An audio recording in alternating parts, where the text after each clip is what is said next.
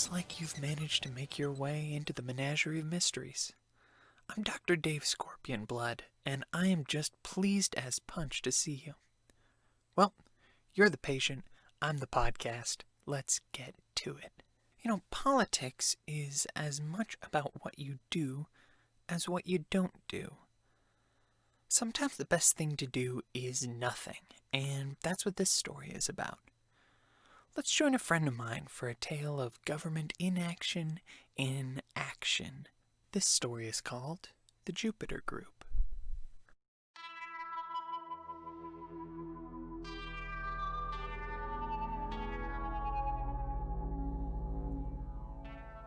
I'd found myself in Virginia for a week after a funeral, and I was crashing on the couch with Christy, an internet friend I had been in contact with for a few years. Christy worked in Arlington as a file clerk. By all accounts, it was a boring gig, but she was far away from the gorier work of government and was able to hang on to a pretty decent healthcare plan. During her workday, I spent most of my time on walks through the city and catching up on a couple books on the porch, and that was where I caught sight of the cabinet. It was a grungy, gray-green thing, half the size of a kitchen stove. As Christy leaned it out of the trunk of her car, a thin line of dust trickled down from the dented top. Hey, help me out with this thing, would you? Yeah, hang on. You bringing your work home? There was a sale at work. They decommission old stuff like this when they clear out an old office. I figure I can use it for taxes or something, you know? Well, it'd be tough to break into, I'll give you that. They don't make them like they used to, huh? Let's set it down right here. There we go. How about we crack this thing open? I got a key at the depot.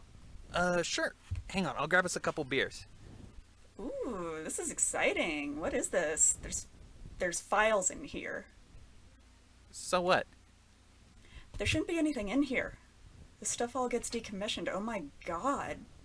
These are classified. Put everything back. Come on. Come on. Oh, jeez. You know what? I stayed here to relax a little. Now the CIA's gonna ship me off to some secret prison in Belarus. But we don't even know how classified these are. I don't even know what department they're from. Christy, it's probably treason to even... No. There's no way to return these without taking a look, just to verify. Oh, jeez. In the end, I couldn't talk her out of it. Christy cracked open the top shelf, which was packed with faded manila folders. The smell of old permanent marker ink poured out of the cabinet. We gradually pieced together the story, and just like so many other evils, this one started in the Reagan administration.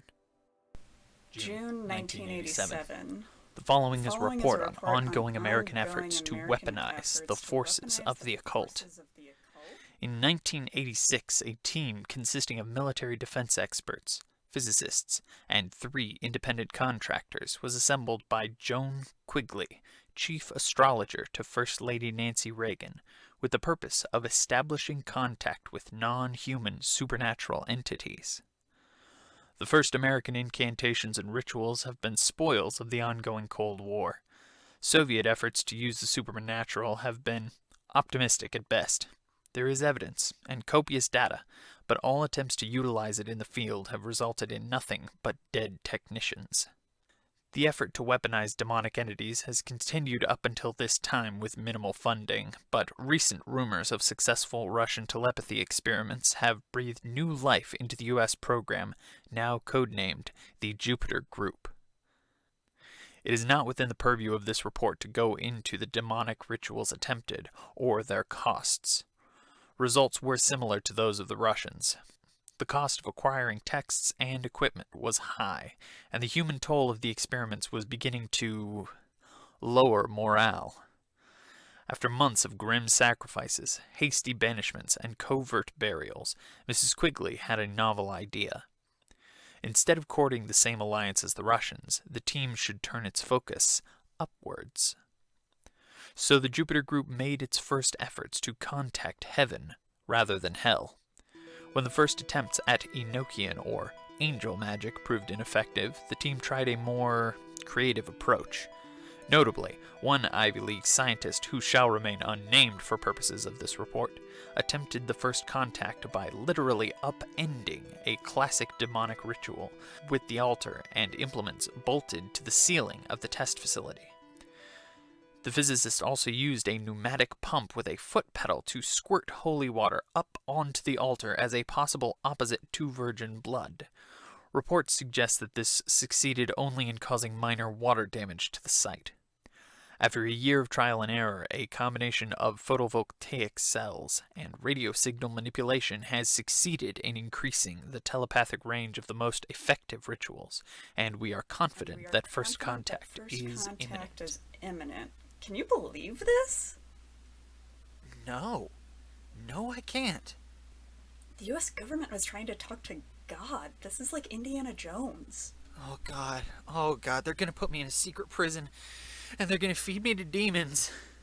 Cabinet's room number should be stamped on a little plate on here somewhere. Here it is. Oh, hey, it's here in Arlington. No. Yes. You don't want me to hang on to this stuff, do you? And it needs to be returned to the right place, right? And you don't want me to go alone, do you? Christy called around and found the facility on the tag to try to bring the cabinet home. Oh, so this isn't the place where the cabinet was actually used? Yeah, it's anyone's guess where the cabinet originally came from. We're just storage for files and equipment from all over the Department of Defense. But if you want to bring the cabinet by tomorrow, it's no problem. I'll hunt around for the right spot in storage before you get here. Just look for me. I'll be the tall guard with the big beard. Okay, thanks, I guess. So we were off. The next day, we packed up the cabinet and a rolling dolly and drove into Arlington, creeping through side streets until we came to a grim, stale office building. There was a gate, but it was wide open. No security, no cubicles, just all these rooms. What does the plate say again? B085 East Wing. B085. That's got to be a basement level. I think I saw some stairs that way. The stairwell's lights buzzed as we descended. The air became somehow oppressive, and I caught just the lightest whiff of ozone. This place is huge. There's no offices, just those... What are they, freight containers? I guess we're looking for container 085. 081, 083, 085. Here we are. Ready? Yeah. Let's drop it off and get out of here. You put that back? I'll be looking next door. Christy, no! Okay. Oh, there's a light switch. Whoa, there's a whole office suite in here. Alright, let's put you back by the desk here. There you go. Safe and back home. Home safe, where you can't get me indicted. That's weird. There's papers here and an ashtray. Thought this was all storage. Let's take a look here. August 1987. Final report on the Jupiter Group. After months of trial and error, the refined rituals produced the Swedenborgian energy patterns that were incredibly promising. Analysis suggested its wavelength was notably different than previously observed spiritual portals associated with heaven or hell, so Jupiter Group made its first attempts at contact, using blasts of alternating radio waves at a sigil enclosed in a modified Faraday cage. Soon contact was established when the site of the ritual began to luminesce and a glowing humanoid figure appeared inside the Faraday cage. At this point, a high-level advisor uttered perhaps the least official greeting in U.S. history. Transcript follows. Hello, is this Angels? Hello, this is Angels. I'm a representative of the United States government, of Earth. We were hoping to, speak with God. Hello, I am God. We have contacted you because we are seeking assistance. Our world is in danger from communist influences in Russia and various other countries. Both we and the communists have developed nuclear weapons, but an exchange of fire could destroy everyone. This has put us at a standstill with this existential threat to humanity and world peace. Humanity, you are hoping I put in assistance. That's correct. We have angels. We are an existential threat to Russia. That's wonderful. But we are hoping to exchange. It quickly became clear that these angels, or God, wanted to negotiate a deal over the wholesale destruction of communist forces. The price the entity demanded is not the purview of this report, but suffice to say that the decision to shut down and abandon the program was made within minutes of the offer. However, the team had significant issues actually banishing the entity. Standard efforts were ineffective, and the entity didn't seem to want to leave on its own. During this process, two key facts were discovered. The team determined that the entity could pick up and mimic images and words from television signals. When one technician turned around to see the hunched, glowing figure of Jesus Christ. It's me, your favorite, Jesus Christ. I tell you, the cage openers will inherit the earth. I tell you now, my Father in heaven is angels. He is an existential threat to mortality. And some days after that, it appeared as President Richard Nixon, with massive hands and empty glowing pits for eyes. It's me, your President Tricky Nixon. I can't open trade with China if you don't open this cage. Are you JFK Kennedy? Let me hug you on the inside. The second discovery came when a technician stepped within 4 feet of the Faraday cage, at which point the entity showed an ability to extend one arm through the mesh of the cage. After the technician's body was removed from the premises, the entity took his form. It's me, I, your representative of the United States government of Earth. Open the cage so our brains can see each other. At this point, it has been determined that the risk of further interaction with the entity is a higher cost than managing to banish it. The entity appears to be mostly bound to the cage, so it is the decision of the Jupiter Group that the cage and all project material should be stored in an undisclosed location to give military intelligence time to discover a way to eliminate the threat and hopefully limit the entity's access to further information about our world. May God have mercy on our souls. I scrambled out and threw open the door of the freight locker Christy had been headed towards. I found her, bathed in a green glow, standing in front of a 6-foot-tall mesh dome, a Faraday cage. At the foot of the cage, I saw a spray of pulpy gore being soaked up by the tatters of a uniform. And inside the cage, an impossibly tall figure was folded over, staring out with glowing eyes like sickly green galaxies. Its wiry beard covered the front of a warped simulacrum of a security guard uniform. Its arm was extended, one pulsing gray claw just inches away from Christie's face.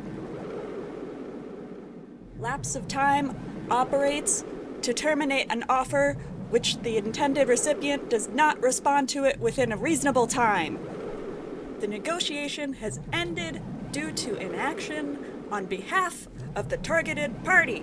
Don't call us, we'll call you. And then in a flash, the creature was gone.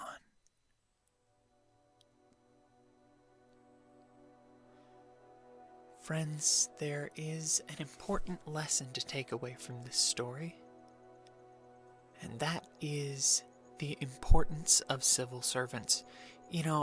There's a lot of crowing about great men of history, but behind every great man, there are 1,000 people who are clerks and secretaries and mid-level managers who make small decisions at the right time and keep the wheels on the national bus, and they do it without any hope of credit, just because it's the right thing to do. I'd like to close our tale with a quote from President Abraham Lincoln.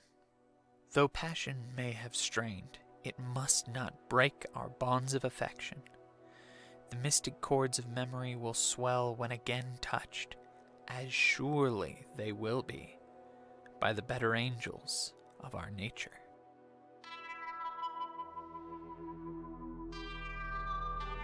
Hey, it's Micah here.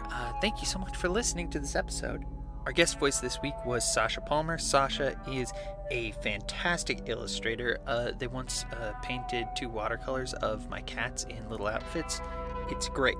You can find their work at sashapalmer.com. That's CESYA Palmer.com. A few people have said Sasha and I are pretty similar, but there is one surefire way to tell us apart, and that is I am always nice and Sasha is always mean. The story and music for this episode were written by me, Micah Cheek, with the story edited by Jack Schnelle. Jax can be found at JL_Schnelle on Twitter. That's JL_SCHNELLE. Thank you so much. Hope you stick around for the next one.